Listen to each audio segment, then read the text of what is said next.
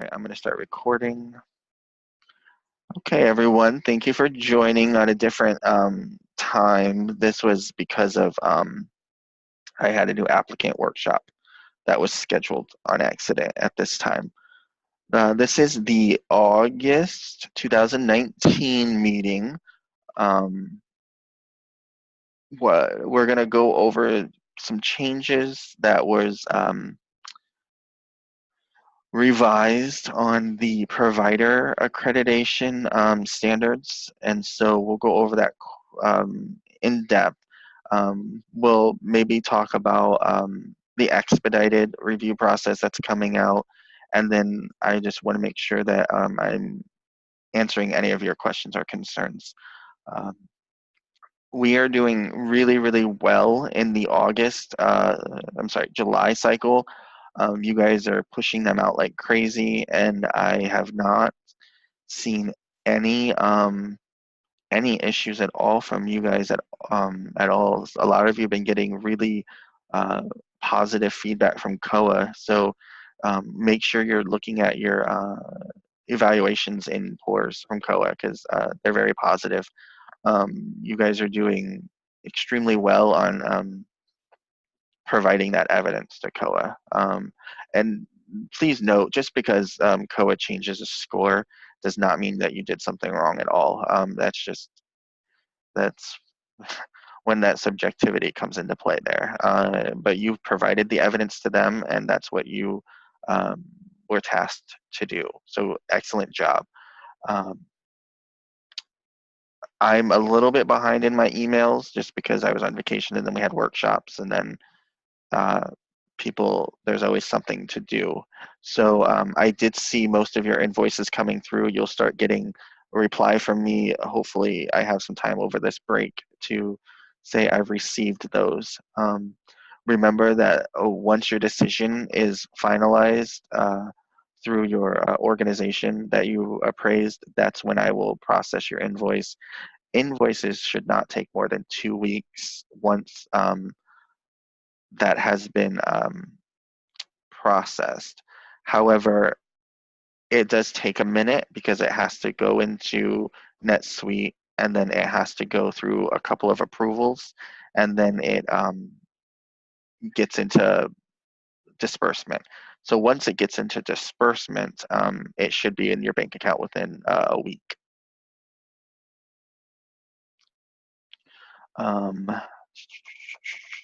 I'm working with the team to have a appraiser workshop. I don't have any logistics or any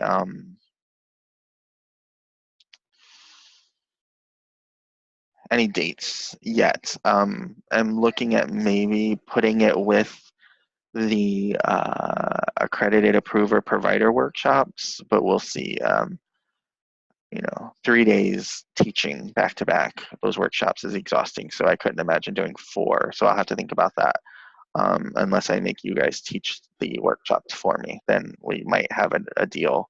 But I think that would be actually a good plan, is having you there to help with the workshops. So we're definitely going to do it. I just have to figure out the logistics. We'll definitely, you wouldn't pay for that workshop at all, but I know previously those who are seasoned used to get like their hotel and airfare covered. The budget would never allow for that, so that would be on your expense, would be that travel budget, which if we can figure something out, it would be great.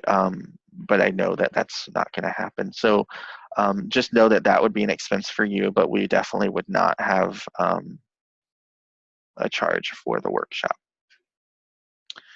Okay. PAORS should be going well. I think most of you are doing very well in PAORS. A few of you continue to have some issues, and At this time, I really think it might be a user issue, not a PAORS issue. So just make sure that you're looking at the manuals that Monica provided you, because most of your peers aren't having that same issue. So just think about that. But we can definitely try to navigate that with you if you're still having some issues. If you're still having issues with the what is it called, the biodata form thing in your PAORS, it's because you have to put all text in the blue highlighted areas, and then you have to click save. It's a very light blue, so if your computer's off or you have poor vision, work with one of me or Monica to help you with that, because it's hard to see, but it is there. We are trying to enhance that so it goes away and it's not hard to update your own bio, but at this point, that's where we're at.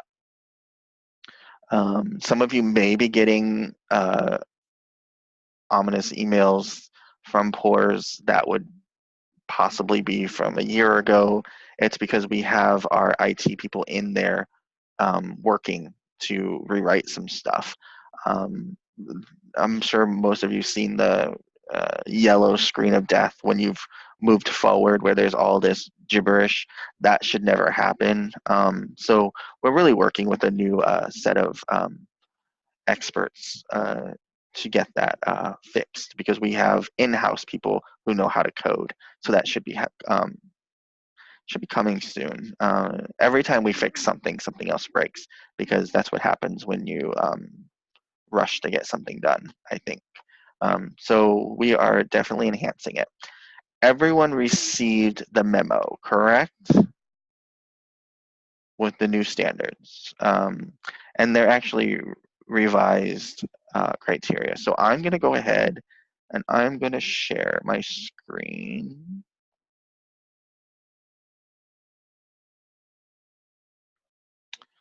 All right, so you all should see a screen. Yep. So we'll get to this in a second. There is the expedited process, which Carol was asking about in the chat room. And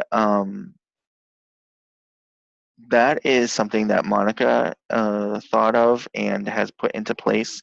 And it's to allow people who are, needing to get an accreditation decision quicker than what our cycles allow. And it's the same process that we use for a cycle. It's just a condensed timeline.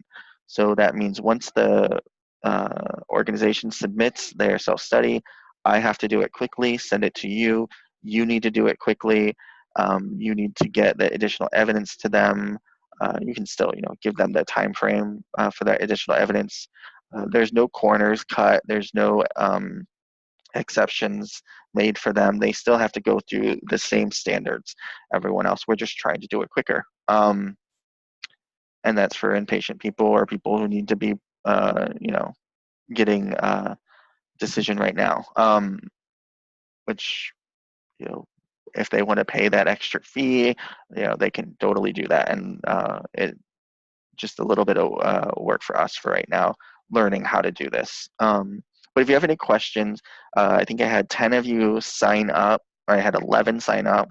I could only assign 10 of you. So one person is going to be on the next cycle first before anyone else. But if you're interested, there is a doodle poll I sent out weeks ago.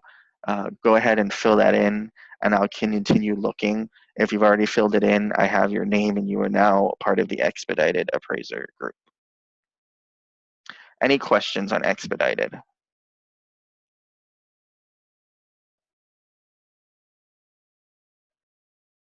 Okay. And you can unmute yourself as well. Can't Joe, you? Yes.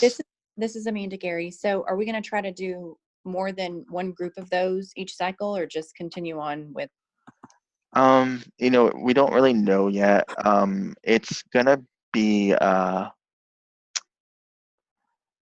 think it's just gonna be like, so we're gonna start it in September. I think it's going to be like just at the off months. So I bet we do like probably 2 a year. Okay. Um, but I mean, it really just depends on supply and demand at this point. Okay. We had 5 organizations that said they wanted it. We only thought we were going to have 2. So it really just depends. And it depends on how well it goes as well, too. If we have issues, we need to really look at those. But Monica's doing an excellent job on ensuring that we're going to be doing well with this. So we had an accredited provider new applicant workshop and an update last 2 weeks ago here at Silver Spring, and we sent this out to everyone else, but we gave it here in um, the workshop to get some immediate feedback. And so this is some reimagined criteria. It's really a benefit for the applicant, and it's going to be a benefit for us as well as we, um, struggled with those outcomes with people as well. But it's something that must be fully implemented by January 6th. And so you'll see this start coming through in the April cycle. And you'll notice that there's new accreditation statements, um, but we're not going to ding anyone until January 1st, 2021. We've given them the option to, you know, either do it now or they can wait until 2021 because it is a financial burden for a lot of people to change their statements. But the criteria must be implemented by January 6th, and there'll be new templates and everything that's coming out. So really, this is just an overview of what was changed. I will tell you the contact hours was the biggest pushback we got from the approvers. Um, so this is being looked at, and what I think it's going to be is contact hours um, can be rounded to the nearest quarter, up or down. So if you have you have 2.76, you could go to 2.75 or up to 3. It really just depends on what you want to do as a provider. So as we move into looking at this for the April cycle, just reference back to this memo and then remember what I said. I'm sure there'll be another memo coming out about the updates. Just remember what I said about there was some pushback on this, and we definitely want to make sure that this is understood. So it is going to be round to the nearest quarter, up or down. So you could do 2.75 or 3. Does that make sense to everyone?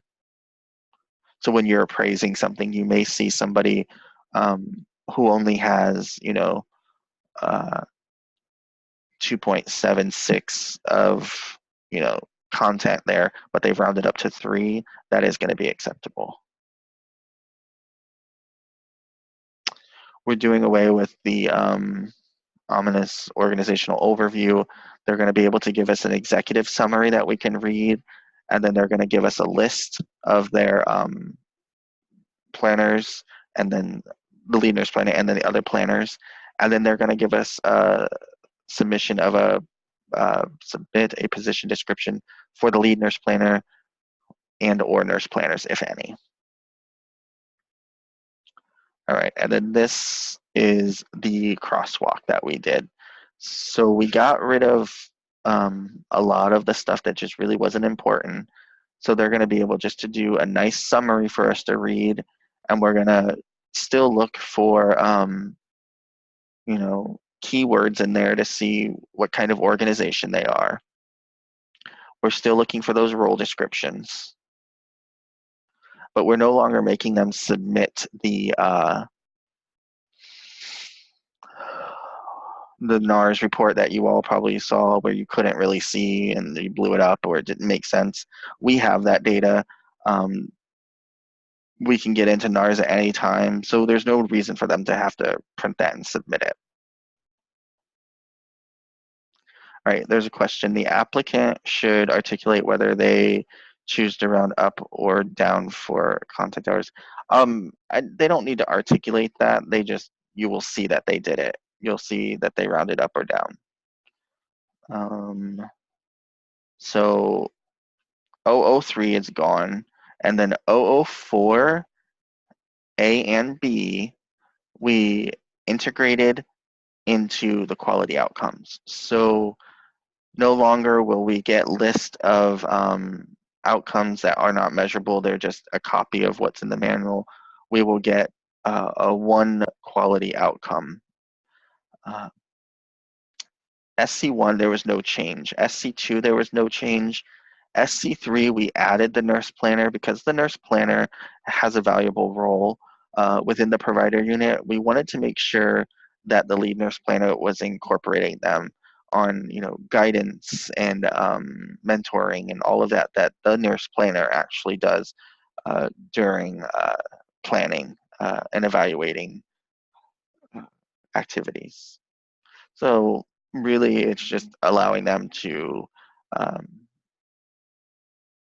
clarify what the nurse planner does at that. EDP 1, there is no changes. EDP 2, we put the word in there, underlying educational need. So we're hoping that that will trigger them to know, okay, they found the gap. Now what's the underlying educational need? And so they should be able to see if it's knowledge, skill, or practice. And then the rationale here, the addition of the word underlying provides content to the criteria.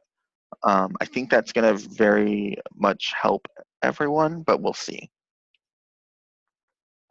Now this is where it gets confusing.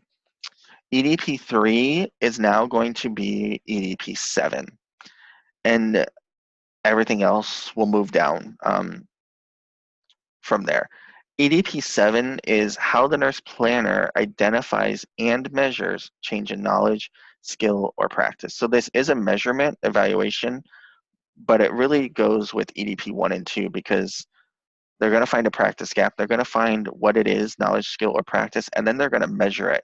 So this is going to help the learner, I think,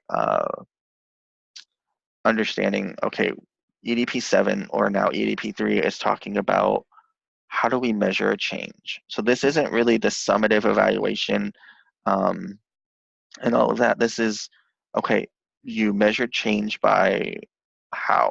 There was a return demonstration, there was post-test, however. So then we moved EDP 3 down to EDP 4, but there's no changes. EDP 5 is EDP 4, and then so on and so on. So then EDP 6 is now EDP 7, and this should actually help with people just giving us a data dump. They should be able to articulate what that data dump means. So how the summative evaluation data for an educational activity are used to analyze the outcome of the education of that activity and guide future activities. So it's very much put into context here, and I think it should help. And once again, you'll see this in April. Q01 was rewritten to say the process used for evaluating the overall effectiveness of the provider unit in carrying out its work as a provider of continuing nursing education. So we're looking for a process on how they evaluate. Q02 is broken up to A and B.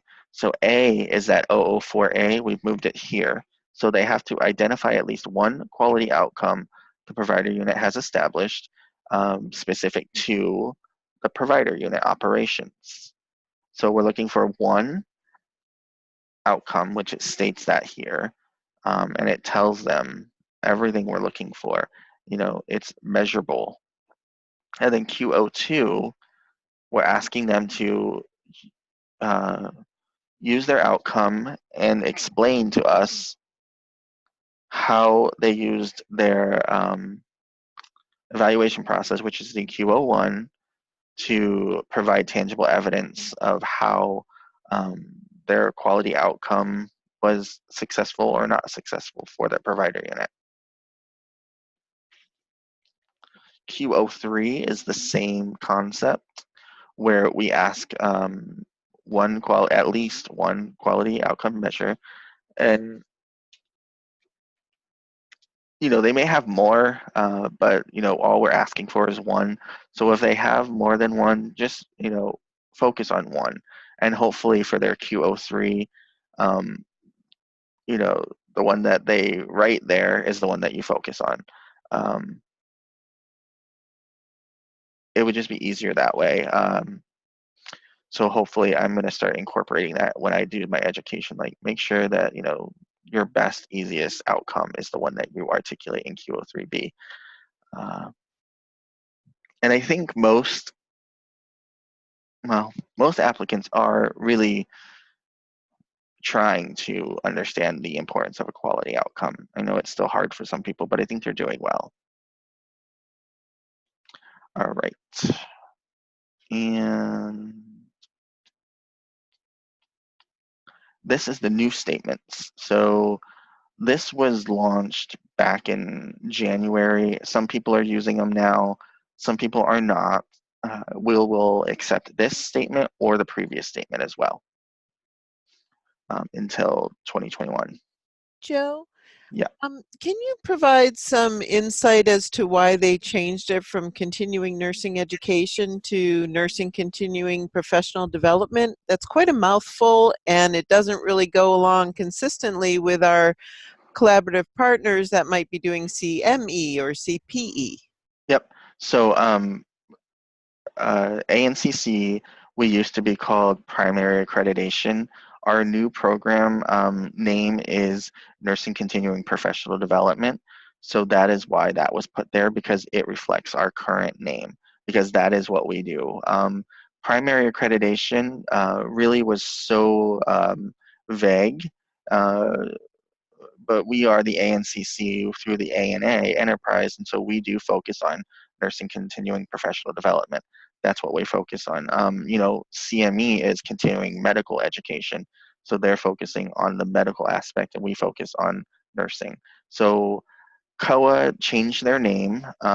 They are now the Commission on Accreditation of Nursing Continuing Professional Development, and so that was what triggered the name change.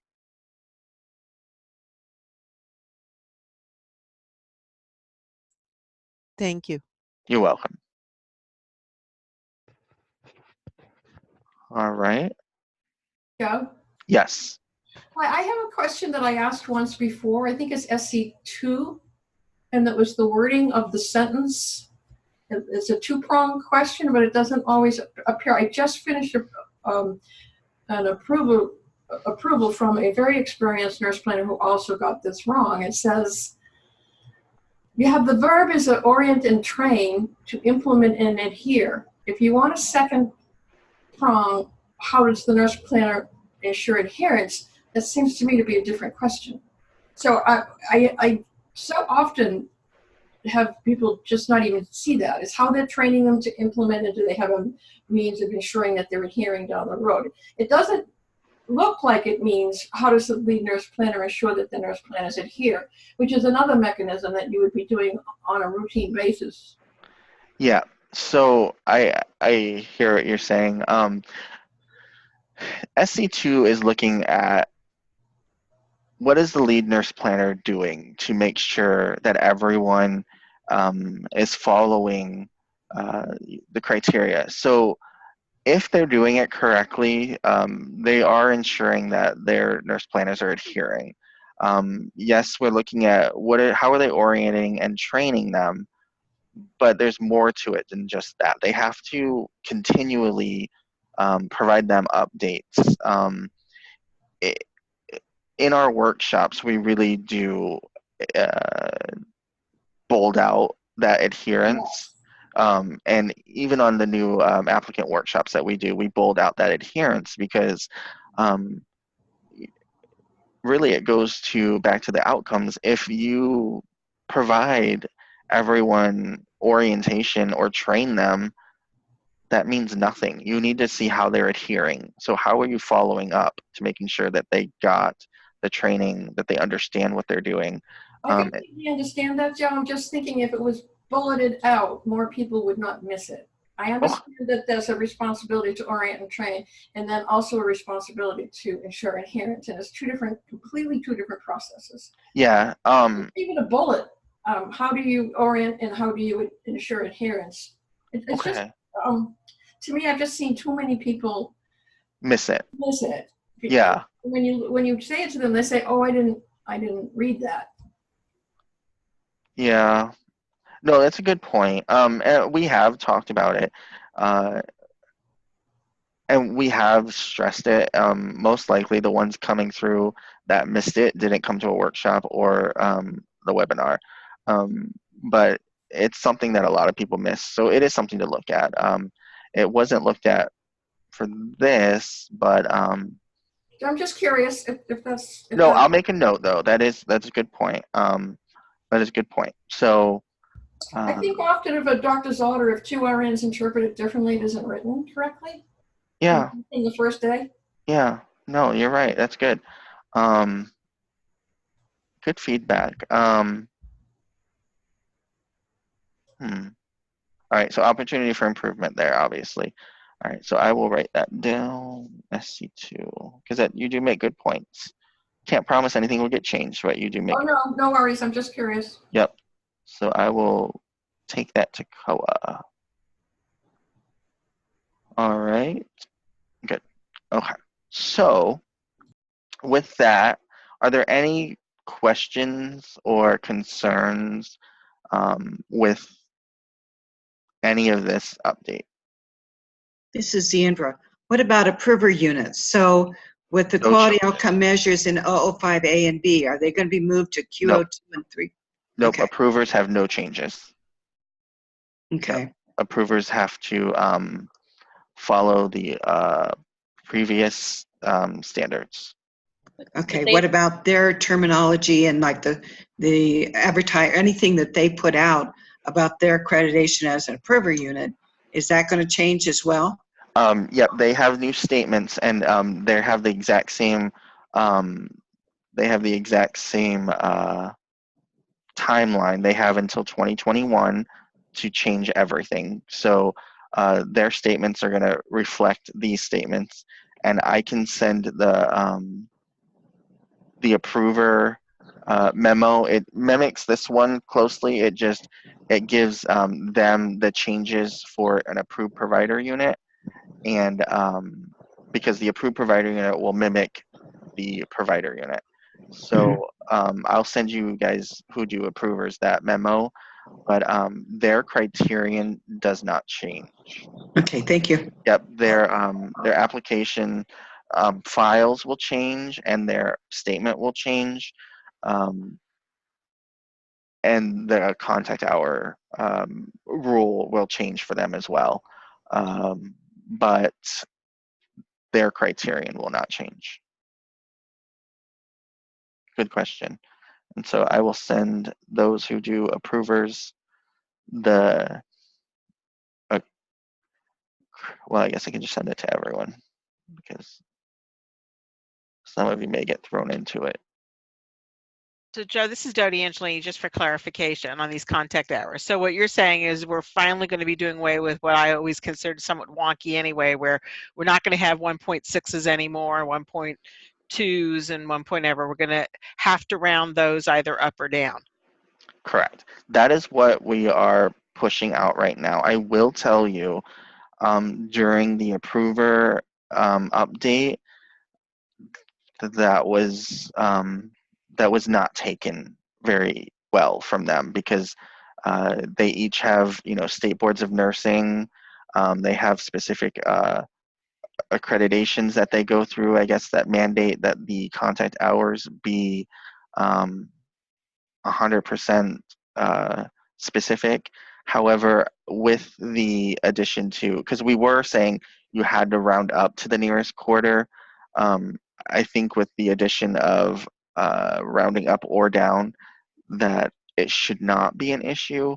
And because let's go back up to that. Yeah, because I don't know many state boards. See, most state boards that we've worked with don't want they actually only want 1 or 1 1/4 or 1 1/2. Yes. And So I'm surprised. I mean, like that's been actually an issue for us because Florida had to be 0.5, 1.5. So we had to round down. We had to round down to get approval. Yep, exactly. So Okay. it is beneficial to everyone, but we were getting pushback on that. So hopefully with the word round up or down will help them. But you are correct. Most people want to see those whole numbers. So if it's 2.76, they can go up to 3, or they can go down to 2.75. Okay. Yep. Thank you. This is Terry Pope. Yes. I have a question on what you just said, and because if we're rounding up or down to the nearest quarter, wouldn't 2.76 rounded to the nearest quarter be 2.75?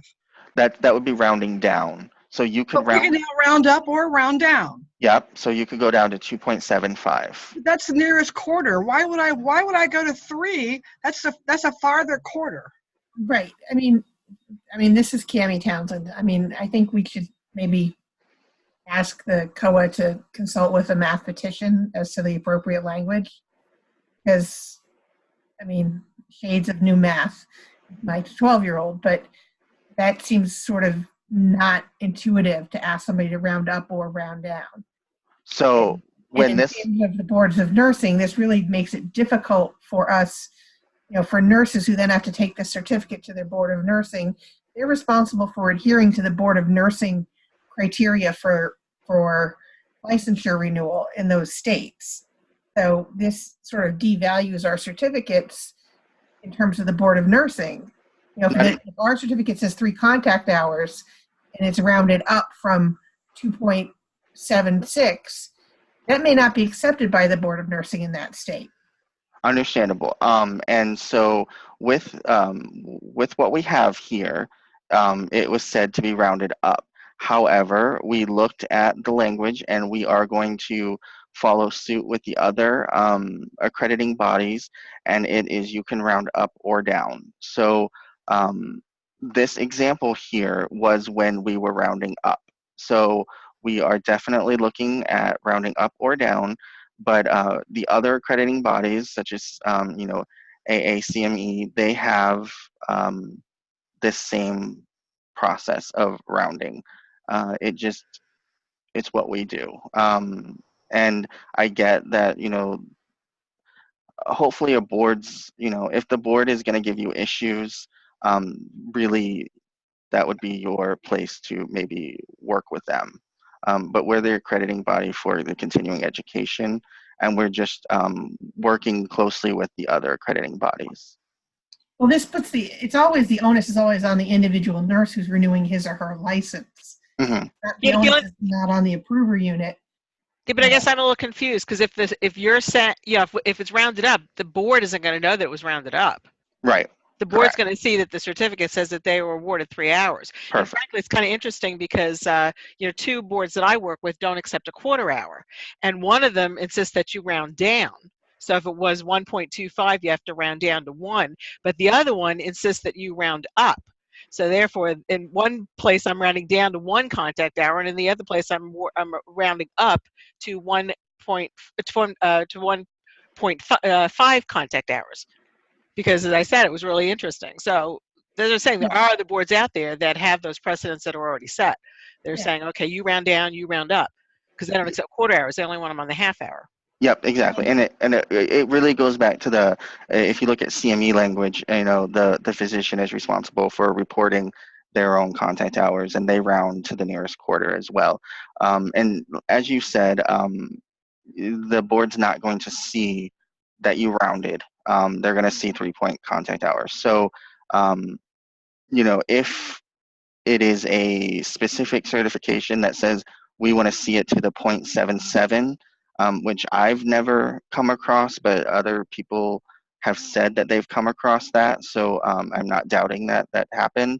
Then that would be on the learner to provide, the correct hours. This is just something that the stakeholders have been asking for. CME does it.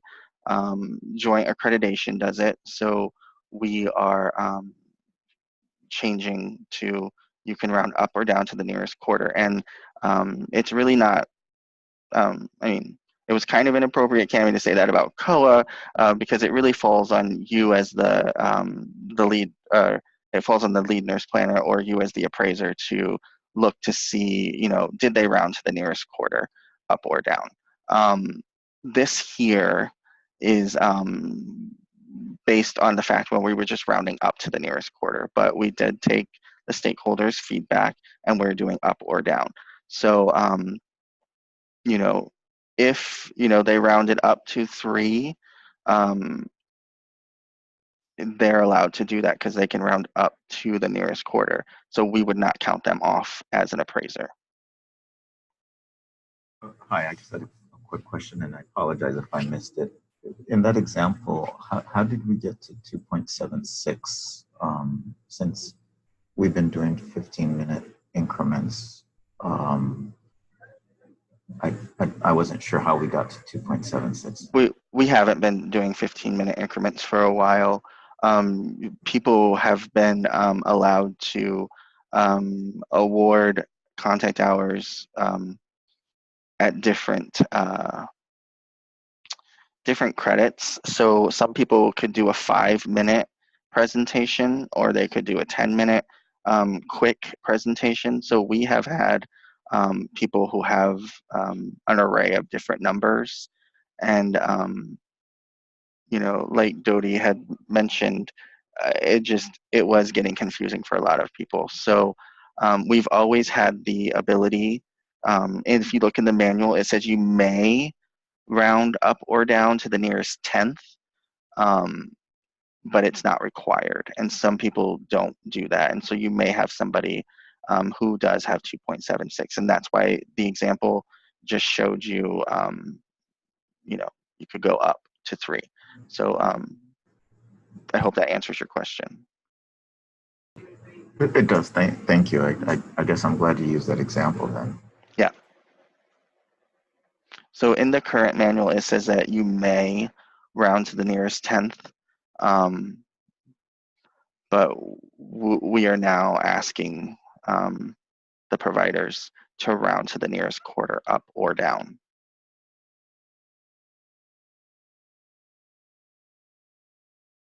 And I can see that this area is a hot topic with you guys as well.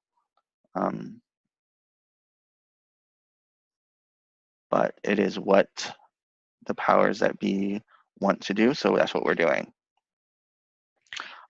So to bring this to an appraiser, Joe, real quick, as an appraiser, down the road when these are implemented, if we then people technically are not going to be awarding the 1.2. We should be seeing that as a 1.25 or 1.0, right? Yes. So I'm just saying, I mean, it's going to obviously take time because people are going to be changing the credit hours over time as probably they renew their courses. But I'm just saying this is something we'd be looking for, and basically saying if they do have a 1.2, 2 years from now, technically that's not accepted, correct? We'll see how it goes. Right now, really what you're just looking for is if it is there, they're not doing it wrong.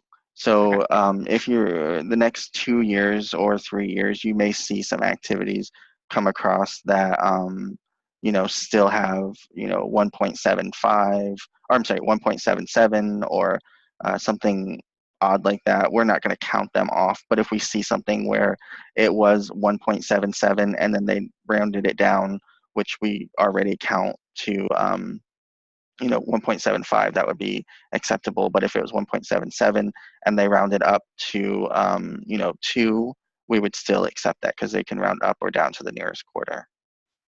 Okay, thank you. Yeah.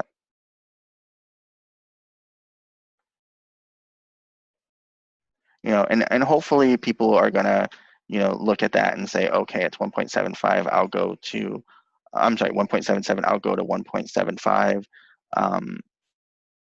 But we'll see what happens with that.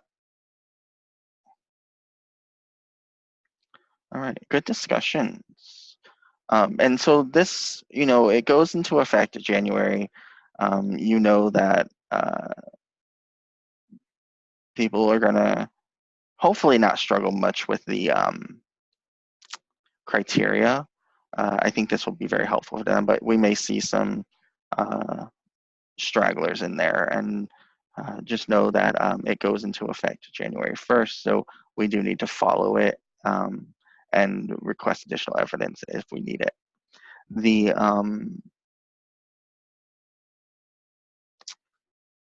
criteria with distinction will also go into full effect in April. So in April, you'll score a 1 to a 3. You will no longer score a 4. But if you score a 3 across the board, you still want to have a virtual visit. You want to be able to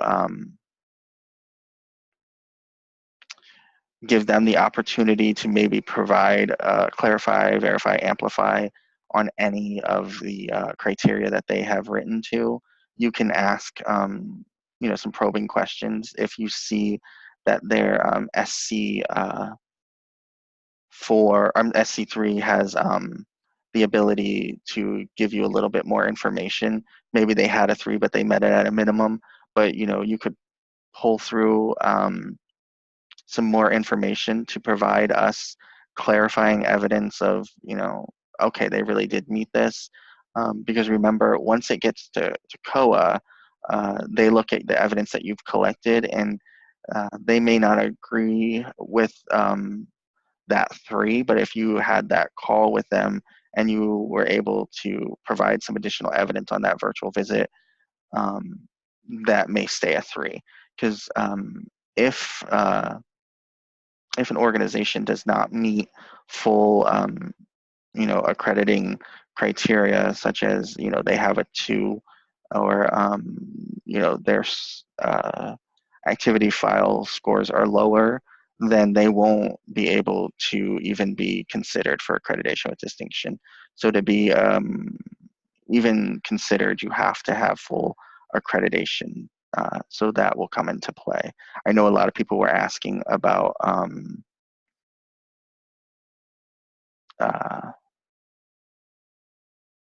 that.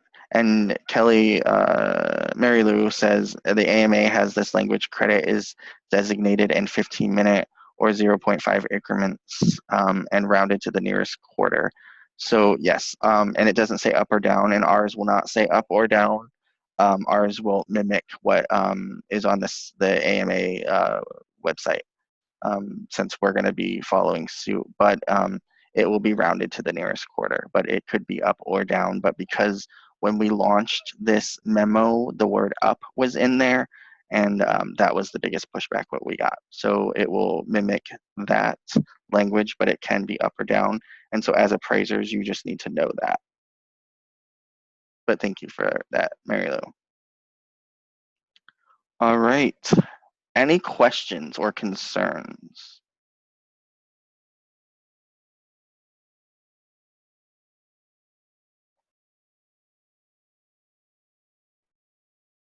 Yeah, most providers are going to be happy to round up or down more than just to the nearest 10th.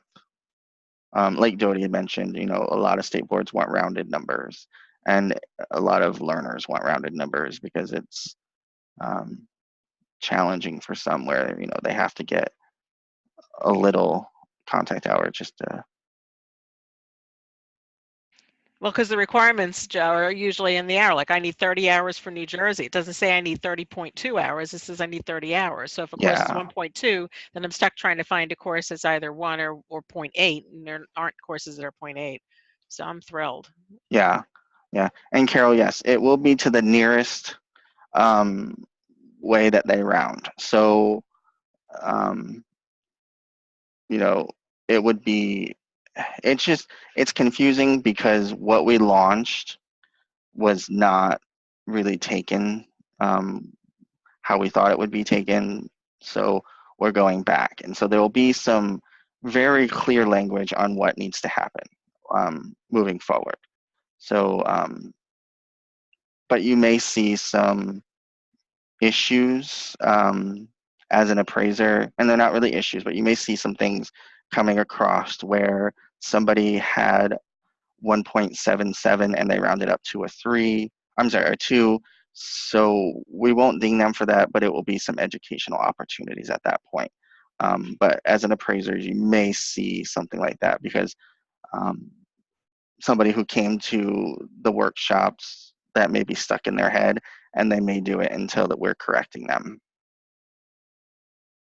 So as an appraiser, you'll just know that you may see something. Hopefully it's not going to happen and everything's going to work out great and we're not going to have any issues, but just in case I'm giving you the backstory of why that may be happening. All right. And once again, you guys are doing really good with your studies. You're making sure that everything is there to support your decision. I have not seen COA change anything. So thank you. And last call was on Monday, and COA said to tell you thank you. Contracts, they're coming out. They're a little time consuming. So you're going to be getting them at some point in time within the next week or two. It'll be through DocuSign, so it won't come from me exactly. It'll come from DocuSign. You sign it, it comes back to me, I sign it, and then I save it and put it in your file. You should be able, after I sign it, to pull it for yourself as well. If not, you can email me and I can send you the copy I pull.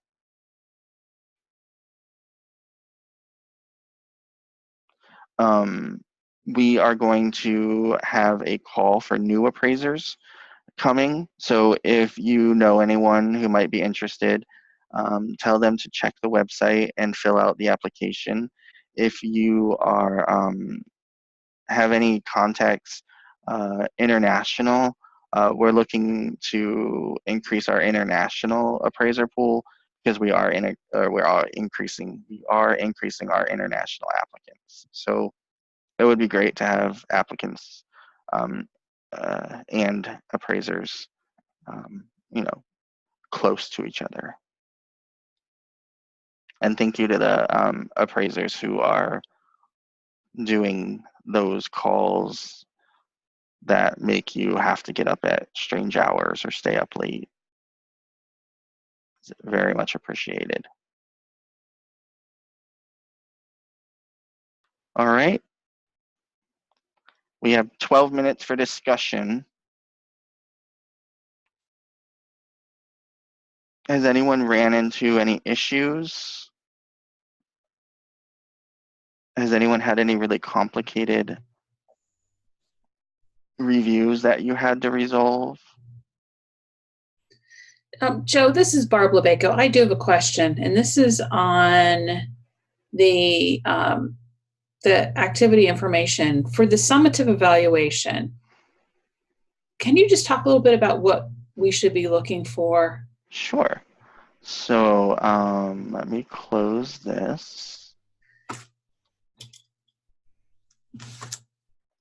All right. I just had this open on my call and we went over this. So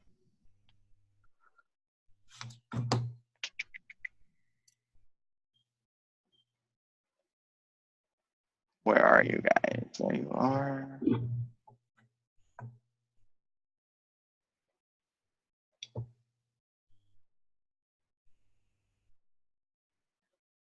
I guess it's the screen. All right, what do you guys see? COI. Okay, good. Okay. All right. So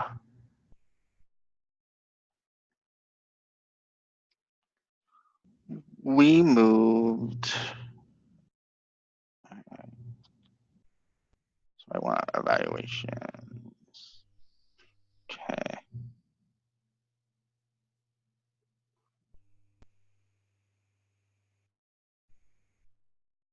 All right. Sorry. you're going to see it's just going to look, I have two screens up, so you're going to have to just.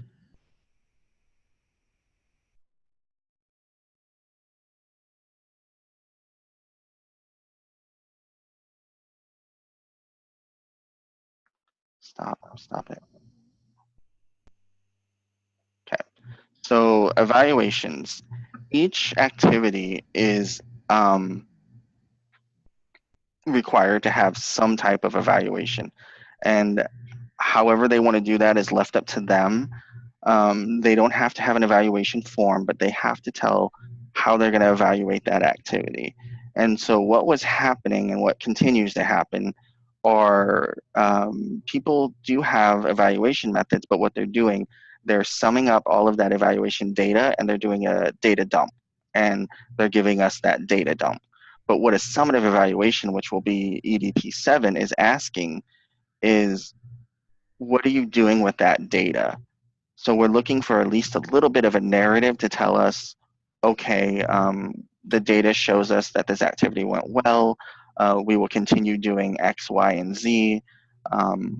You know, or maybe something didn't go so well, and they were able to see that the learners were having some struggling issues in one area.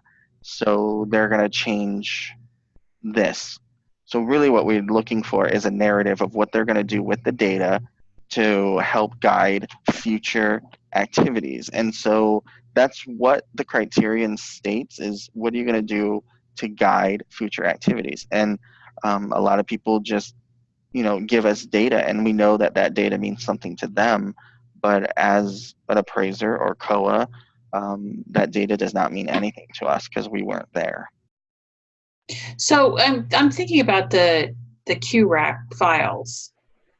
The last criteria says summative evaluation. So they should be not just giving us the evaluation results. They should be giving us some sort of narrative that says they met the outcomes, they didn't meet the outcomes. Yeah. So, yeah, they need to be giving us, yes, they need to be giving us a narrative. I don't want to subscribe the word narrative, but when we collect data, we don't just give someone data, we give them a synopsis of the data. And so as appraisers, you're used to that, just seeing the data dump, and that's okay because that's what we previously been doing. But we're really trying to hone in on this summative aspect. So we're looking for some type of synopsis, feedback, narrative, whatever you want to call it. But we need to see that they're using that data, because it's pointless to have a continuing education if you're just collecting the data and not doing anything with it, which no other discipline I know, just collects data and sends it with no explanation. And so the questions are, this narrative is in the self-study, not in the activity files, correct? The narrative would be in the activity file, wherever they want it. We're looking for a synopsis. It might be hard to find, but they should be bookmarking to the summative evaluation. And I know at least 50% of the activities that are coming through now have summative evaluation. So I know a lot of you are seeing it compared to not seeing it. But if you need an example, I'm going to pull it up for next month. I'm going to do a summative evaluation for you guys to look at. And then, so each nurse planner needs to analyze and evaluate the data for the activity. Yes, that is what the criterion sets, Barb. EDP 7 now is how summative evaluation data for an educational activity are used to guide future activities. So if you pull the manual and you look at the education design process, EDP 6 right now, which will be EDP 7, clearly states how the summative evaluation data for an educational activity are used to guide future activities. So if they're giving you a data dump and they're not giving you a, what are you doing with that, then they're not meeting that that criteria. So Would Joe, it be this is possible to, I'm sorry. go ahead. Well, I was just going to clarify. So EDP 7, or the new EDP 7, is in the self-study, and that's how do we use summative evaluation data, bigger data set, to plan for future activities. But in the individual activity files, at the end of that activity, whether I'm doing my, annual review of it, are we going to continue, are we going to stop this, whatever, I should be, as a nurse planner for that individual activity, I should also be doing some form of narrative or notation about what that activity's data is also saying, regardless of rolling it up into other activity data. Correct. So EDP 1 through 7 is your process on how you plan, implement, and evaluate activities.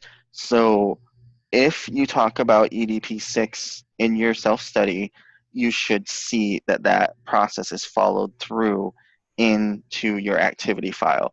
So you definitely want to see some type of narrative, or some type of something proving that the nurse planner was able to take that data, evaluate it, and make a recommendation. Joe, would it be possible then to have in the template that you guys put out somewhere, and maybe it's after asking them how they'll evaluate the program, someplace designated for that? Because I don't think I've not seen that, and I'm in the middle of 3 of them right now. Maybe I'm just not getting them. What I'm seeing is just the data dump.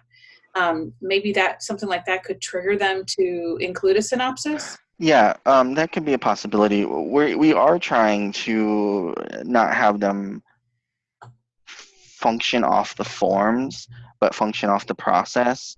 But we could definitely look at that for the forms as well. We're going to be updating the forms to mimic the revised criteria, so I can look at that and maybe add something.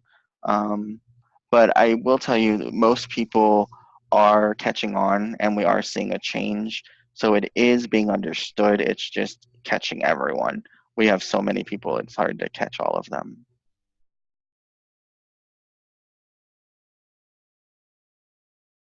All right. All right, what time is it? So we have 2 more minutes. Any questions? These are really good questions that you have. Yes, Chris. QO2 and QO3 were rewritten. I don't know if you joined late, but we went through that in detail. I'll have a link for you to go back and watch if you missed it. And it's on the memo if you want to pull out your memo. No, you're fine. I don't know when you came in, but we went through the memo together. And so I'm going to upload this. I'm going to put it into a YouTube link, and then it'll go into the learning community as well. But pull out your memo. All right, excellent. Just make sure that your email addresses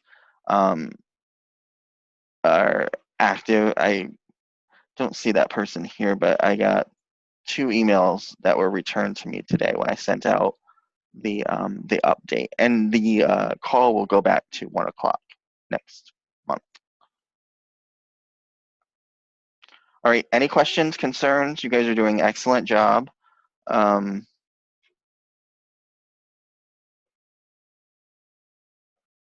Oh, yes, Sally, that would be great if you could send me those. I forgot about that. You're so nice. Thank you. Thank you. Thank you. But yeah, doing an excellent job. If you need anything, reach out to me or Monica or Kendria. We will help you. I really excellent job. I have no areas for you to improve on. Just keep doing what you're doing.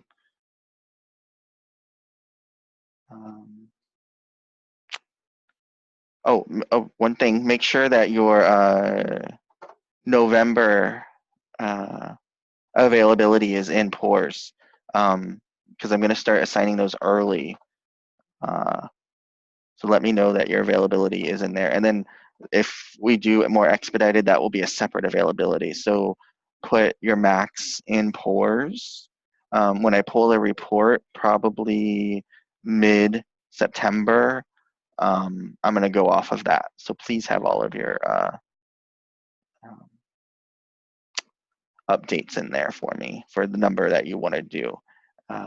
And all of the new appraisers will be on their own. So you may have somebody who is brand new as a team lead. So just make sure you're providing them comfort and care. And if they do really horrible, email me and I'll know. Just kidding. Okay. All right. I'm done if you're done. I can stick around for a minute if you have specific questions.